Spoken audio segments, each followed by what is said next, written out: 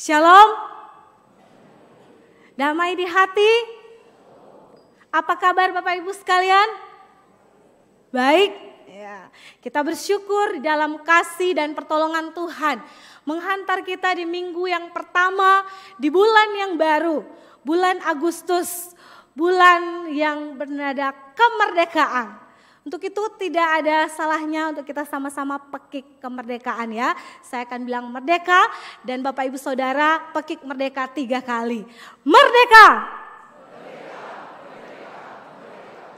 Dengan semangat kemerdekaan bangsa kita, sekaligus juga kita bersyukur kita yang adalah anak-anak yang dimerdekakan oleh Kristus. Kita boleh mengalami pembebasan dari dosa. Dan untuk itulah kita dipanggil menjadi umat pemenang yang boleh hidup mewartakan terang kasih Tuhan dimanapun kita berada. Bapak Ibu Saudara, bagi setiap kita yang mungkin rajin atau setia atau hobi naik mikrolet, naik angkot ya, angkot yang warna biru biasa yang lewat depan gereja. Mungkin kita tidak akan merasa lagu ini kok baru, tetapi lagu ini sudah sering kita dengar. Sebuah lagu, bukan rohani ya, lagu rohana. Sebuah lagu rohana, lagu Ambon yang viral di tahun 2023. Kira-kira begini lagunya, mari kita dengarkan bersama. Orang tahu betul berbeda sayang, tapi beda tetap cinta. Walau beda agama, terserah sanggup mau bilang apa di belakang. Beta sing peduli, beta tetap cinta. Kenapa beta sing anugerah dari yang kuasa? Percaya beda keyakinan, tapi setaki berbeda. Menurut tulus suci, masa hidup semati, kata pun cinta, satukan perbedaan. Ya, stop. Soalnya musik itu sehaga lain sini. Bapak Ibu Saudara, lagu ini sering kali memang kita dengarkan di angkot, di tempat-tempat umum yang viral. Menarik dari lagu ini tidak bermaksud mendiskreditkan dari pengarang lagu. Saya yakin bahwa setiap pengarang lagu menghasilkan karyanya itu lewat mungkin pengalaman-pengalaman, lewat fenomena-fenomena yang terjadi di lapangan, ataupun memang dari ide-ide yang cemerlang yang dihasilkan.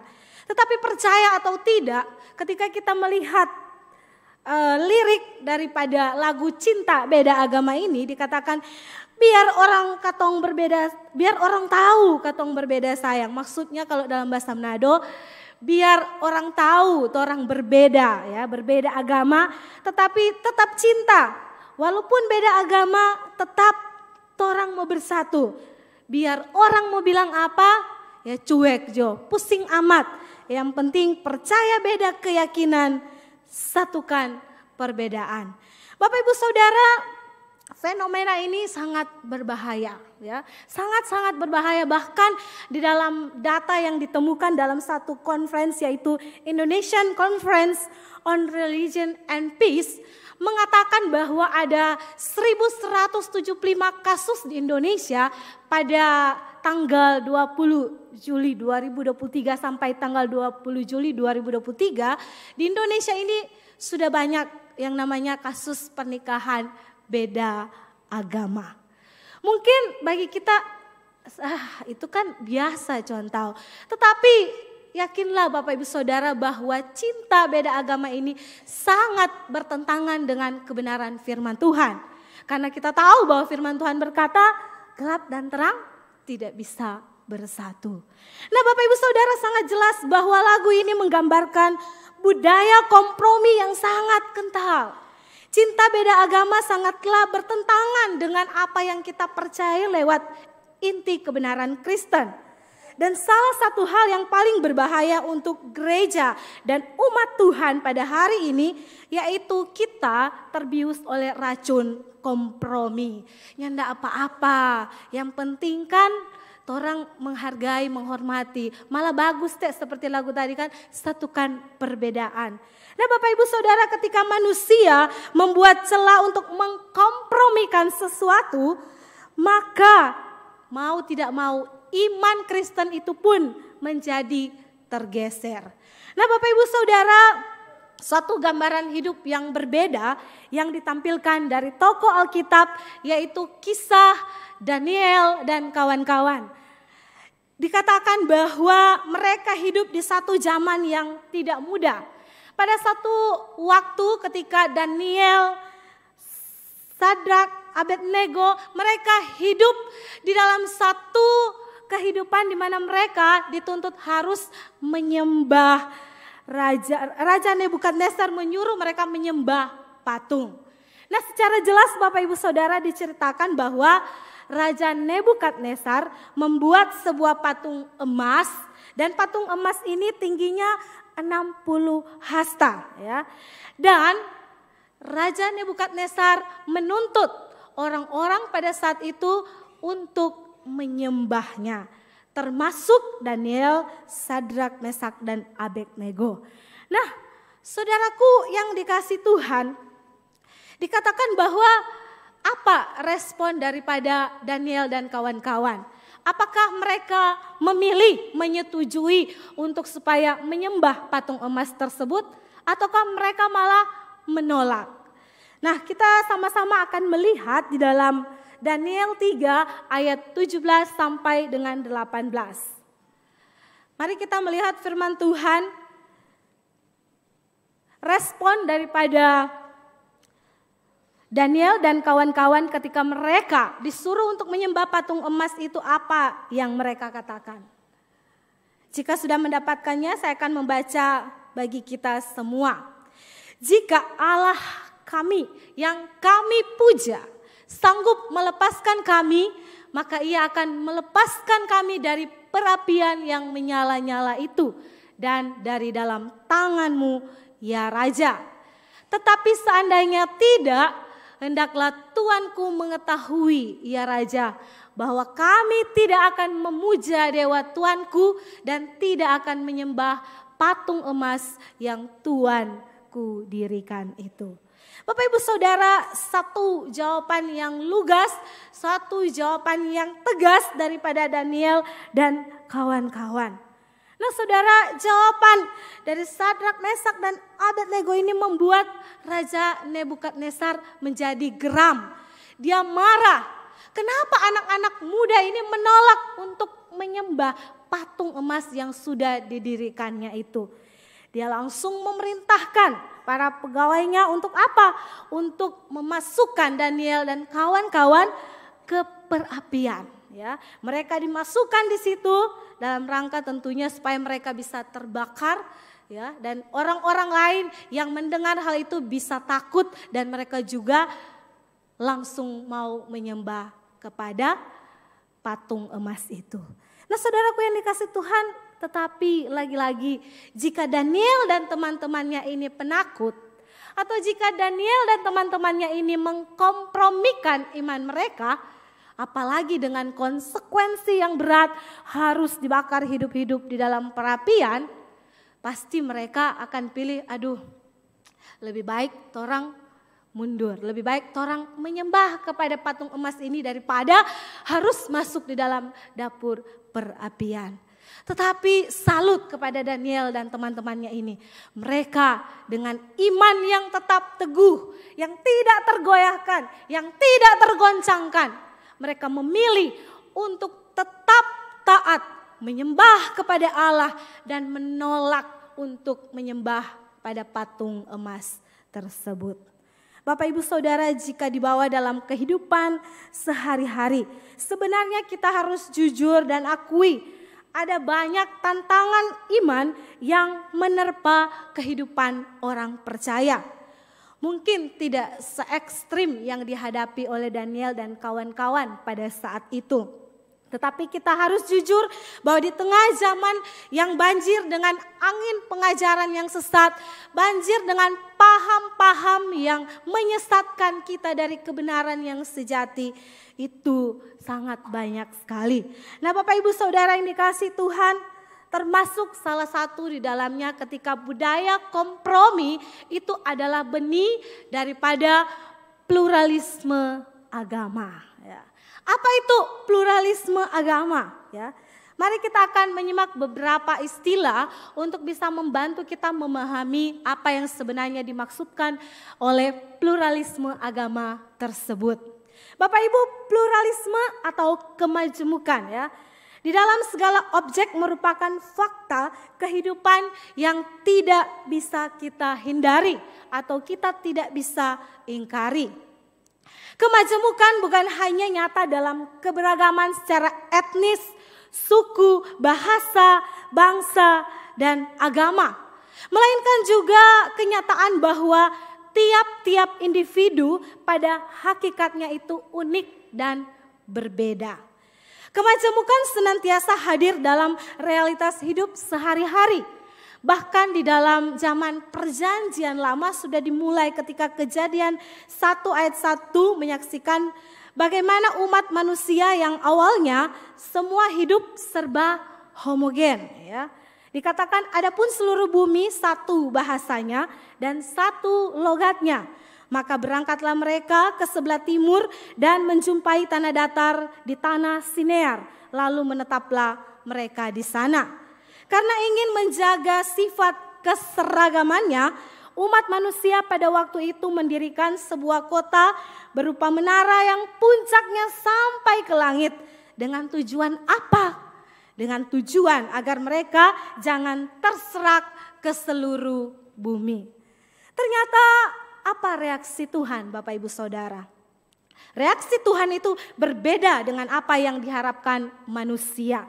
Segala upaya untuk menyeragamkan umat manusia dalam satu bahasa dan dalam satu logat tampaknya ditolak mentah-mentah oleh Allah. Penolakan Allah disaksikan secara dramatis. Bahkan Kejadian 11 ayat 7 menyaksikannya. Di situ dikatakan, baiklah kita turun dan mengacau balaukan di sana bahasa mereka. Sehingga mereka tidak mengerti lagi bahasa mereka masing-masing. Dari kesaksian kitab Kejadian 11 ini kita dapat menyimpulkan bahwa Allah pada dasarnya menghendaki kemajemukan sebagai tanda kekayaan dan keunikan seluruh ciptaannya. Nah, Bapak Ibu Saudara, dengan hal itu dimaksudkan bahwa di bumi yang satu ini manusia itu dapat hidup serba majemuk, unik, personal, sesuai dengan kodrat karunia dan panggilannya masing-masing. Nah, pluralisme sebagai fakta yang kini tidak dapat dipungkiri atau dipandang sebelah mata. Pluralisme juga tidak terhindarkan terjadi di Indonesia. Kita tahu kita hidup di bumi Indonesia, bahkan juga di kota Manado yang kaya ya, kaya dengan suku, kaya bahasa, bahkan juga kaya dengan agama atau jenis agama yang berbeda. Nah, Bapak Ibu Saudara, secara de facto Indonesia merupakan negara yang memang multi majemuk. Dalam bukunya The Fate of Other Men, Wilfred Canwell Smith, dia berkata bahwa melukiskan pergumulan eksistensial hidup kemajemukan agama umat manusia, dikatakan bahwa saat ini kita bersama-sama hidup dengan agama-agama atau pemeluk agama yang lain, baik itu Konghucu, Hindu, Buddhis, Muslim, dan kita hidup bersama-sama bukan lagi di dalam sidang PBB, tetapi secara personal. Kita minum kopi bersama-sama dengan mereka. Lagi-lagi Bapak Ibu, pernyataan ini ingin menegaskan bahwa realita kemajemukan agama, keyakinan dan kepercayaan di Indonesia ini ada setiap saat di dalam hidup kita dan di dalam komunitas yang kita hidupi setiap hari. Nah, Bapak Ibu Saudara, konsep pluralitas atau kemajemukan ini bisa diterima di dalam tatanan sosial ya. Jadi bukan berarti juga kalau dengar istilah pluralisme agama terus kita langsung bernegasi negatif, tidak. Tetapi pluralisme agama itu bisa diterima dalam tatanan sosial atau tatanan masyarakat. Karena kita menyadari bahwa kita hidup berdampingan dengan agama-agama yang lain. Tetapi menjadi bahaya ketika pengertian pluralisme agama teologis, di mana paham ini mengajarkan bahwa semua agama itu sama. Semua mengajarkan kebaikan kok. Banyak jalan menuju Roma ya. Atau dengan kata lain, one God, many names. Ada satu Tuhan dengan banyak nama. Nah ini permasalahannya Bapak Ibu Saudara. Ketika pluralisme agama itu dibawa dalam tatanan teologis, sungguh ini menjadi satu hal yang harus kita waspadai bersama. Karena apa? Karena ini akan menjerumuskan kita untuk hidup bertentangan dengan apa yang Tuhan inginkan. Bapak Ibu Saudara, pluralisme agama ya terfokus atau berisikan ajaran-ajaran yang mengajarkan bahwa Tuhan itu satu dan semua yang mengajarkan kebaikan, bahkan realitas tertinggi itu adalah sama ya. Bahkan ketika di video lagu tadi dikatakan bahwa walaupun beda agama akan bertemu di amin yang sama. Bapak Ibu Saudara yang dikasihi Tuhan, ini merupakan sesuatu hal yang perlu untuk kita sama-sama waspadai dalam kehidupan kekristenan kita hari ini. Pluralisme agama memang berpandangan bahwa selain umat Kristen juga bisa memperoleh keselamatan Kristiani. Ini lebih kacau lagi ya Bapak Ibu Saudara, jadi kita perlu hati-hati. Paham pluralisme agama secara teologis sangatlah menjadi sesuatu hal yang tidak sama tentunya dengan firman Tuhan. Nah Bapak Ibu Saudara, perlu kita tahu bahwa walaupun kita bukan orang-orang yang terlalu juga eksklusif ya, yang menganggap bahwa agama kita ini paling benar, tidak, tetapi kita harus memegang teguh bahwa di dalam Kristus ya, tidak ada nama lain yang bisa menyelamatkan. No other name, no other way. Tidak ada jalan lain, hanya satu-satunya jalan untuk bisa ke rumah Bapa, yaitu apa? Melalui Yesus Kristus. Dan ini harus benar-benar kita yakini, kita resapi, dan kita hidupi di dalam kehidupan kekristenan kita. Nah Bapak Ibu Saudara, pertanyaannya adalah bagaimana kita sebagai gereja dan orang percaya menanggapi bahaya pluralisme agama tersebut? Bapak Ibu Saudara, pertama yang boleh kita kembangkan dalam kehidupan kita yaitu tetap percaya kepada Tuhan ya. Iman berbicara bukan hanya sekedar kita percaya, tetapi bagaimana mempercayakan hidup kita kepada Tuhan. Bahkan ada yang berkata iman itu bukan cuma sekedar belief, tetapi trust. Dari belief ke trust itu perlu challenge, perlu tantangan. Dan bagaimana iman kita bisa bertumbuh, itu bisa dibuktikan lewat tantangan-tantangan hidup yang kita alami. Nah sebagaimana kita bisa bertahan, disitulah kita betul-betul trust in the Lord kepada Tuhan. Dalam segala keadaan, walaupun angin-angin pengajaran, badai ajaran-ajaran sesat yang selalu menghempas kehidupan orang percaya. Tapi kalau kita tetap punya prinsip yang tidak tergoyahkan, unshakable, kita tetap percaya bahwa di dalam Kristus kita teguh memegang doktrin inti kekristenan di dalam hidup kita. Itulah yang akan menjamin kita akan tetap kuat menghadapi tantangan-tantangan yang ada. Bapak Ibu Saudara, iman bukanlah atau kekristenan itu bukan didasarkan seberapa baik dan salehnya kita. Tetapi kekristenan itu ditentukan apakah kita sungguh-sungguh trust in the Lord. Apakah kita betul-betul sungguh percaya kepada Tuhan? Kita menikmati hidup ini dengan terus apa? terus mempercayakan hidup kita. Sebagaimanapun tantangan yang ada, kita siap. Karena kita tahu bahwa Yesus Kristus bukan hanya sekedar nama, tetapi dia nama yang punya kuasa, yang berhak menentukan jalan kehidupan kita semua. Bapak Ibu Saudara, sudahkah kita benar-benar percaya kepada Tuhan? Dan pertanyaan lanjutan adalah, sudahkah kita mentuhankan Tuhan sebagai Tuhan di dalam kehidupan kita? Bapak Ibu Saudara, jangan-jangan ada Tuhan-Tuhan yang lain di dalam hati kita. Kalau Daniel dan kawan-kawan bisa berkata, Allah yang kami puja. Pertanyaannya, siapa yang kita puja hari ini? Ketika kita datang ke gereja, apakah benar-benar kita sudah mengalami perjumpaan pribadi dengan Tuhan?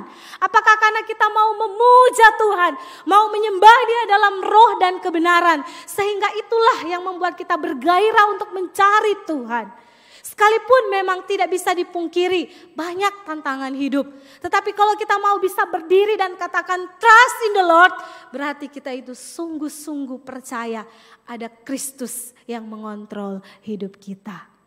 Bapak Ibu Saudara yang dikasihi Tuhan, marilah kita selalu berkata kepada Tuhan, ujilah aku Tuhan dan kenali jalan-jalanku. Jangan-jangan sudah terlalu lama aku nyaman dan menyimpang dari jalan kebenaran-Mu. Bapak Ibu Saudara, yang kedua yang harus kita lakukan adalah kita menjadi penjaga-penjaga kebenaran. Kita menjadi orang Kristen yang mau bertanggung jawab dengan iman kita. Kepada agama-agama lain kita tidak sibuk untuk mempertandingkan. Tetapi kalau mau secara objektif, memang dalam dialog-dialog perlu ada pertanggungjawaban iman, ya. Membandingkan boleh, tetapi untuk mempertandingkan iman dengan agama yang lain itu tidak boleh. Nah, Bapak Ibu Saudara yang dikasihi Tuhan, menjaga kebenaran yang diajarkan oleh Tuhan Yesus supaya bisa dilestarikan sampai selama-lamanya dan kita mau hidupi dalam kehidupan. Di dalam menghadapi realitas banyak agama, kita tidak perlu menghakimi, ya. Kita tidak perlu menistakan agama yang lain. Tetapi kita perlu serius menjaga kebenaran yang kita peragakan tiap hari. Bapak Ibu Saudara, disinilah peran kita sebagai orang percaya untuk boleh melestarikan kehidupan Yesus Kristus di dalam hidup kita. Setiap kali kita mencari Tuhan dan menemukan Tuhan, sebenarnya kita sedang bercermin di mana jiwa dan roh kita. Apakah seluruh kesadaran itu sudah diterangi Roh Kudus, sudah diterangi firman Tuhan atau belum? Bapak Ibu Saudara, tanggung jawab kita untuk menjaga iman kita. Karena iman itu adalah anugerah daripada Tuhan. Iman itu bukan didasarkan karena perbuatan baik kita. Tetapi iman adalah semata-mata karena anugerah Tuhan. Allah yang berinisiatif mengangkat kita dari lubang kebinasaan. Saudaraku yang kasih Tuhan, yang ketiga, apa yang bisa kita lakukan?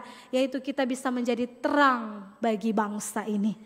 Sejak menjadi anak-anak Tuhan, maka kita disematkan dengan identitas ilahi sebagai anak terang. Sebagaimana Matius 5 ayat 16 berkata, demikianlah hendaknya terangmu bercahaya di depan orang, supaya apa? Supaya mereka melihat perbuatanmu yang baik dan apa? Ada yang tahu? Dan memuliakan Bapamu yang di surga. Saudaraku yang dikasihi Tuhan, orang bilang kalau ada tantangan berarti ada peluang, ya. Ketika tantangan pluralisme agama itu sungguh-sungguh membuat kita mungkin gentar, tetapi kita tidak perlu takut. Ada sisi peluang di mana kita juga bisa menjadi pembawa terang bagi mereka.